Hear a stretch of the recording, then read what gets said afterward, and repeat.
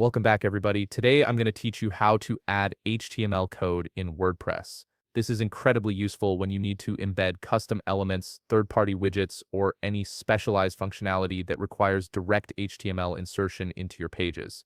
Let's walk through this step by step. First, you'll want to navigate to your WordPress website dashboard and log in with your credentials. Once you're inside the dashboard, look for the Pages option in the left-hand sidebar and click on it. From the drop-down menu, select All Pages. This will display a complete list of all the pages currently on your website. Now find the specific page where you want to add your HTML code and click on it. You'll see an option that says Edit with Elementor. Go ahead and click that. Elementor is a powerful page builder that makes adding custom elements much more straightforward than the default WordPress editor. Once Elementor loads, you'll be looking at the visual editor on the right side and the Elementor panel on the left. In that left panel, you need to locate the HTML widget.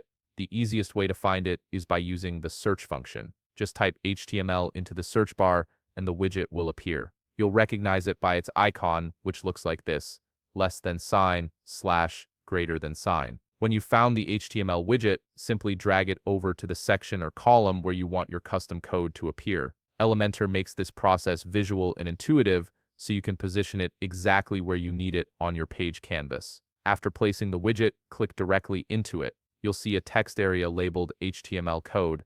This is where the magic happens. Click into that text area and paste your custom HTML code. It could be anything from an embedded form, a custom button, or even a third-party script. The widget will process whatever valid HTML you insert. Once your code is in place, you can preview how it looks on the page in real time. If you need to make adjustments, simply edit the code in the widget or reposition the widget itself within your layout. And that's it. You've successfully added HTML code to your WordPress page using Elementor. This method gives you complete control over custom functionality without needing to touch your theme files directly. If you found this video helpful, please leave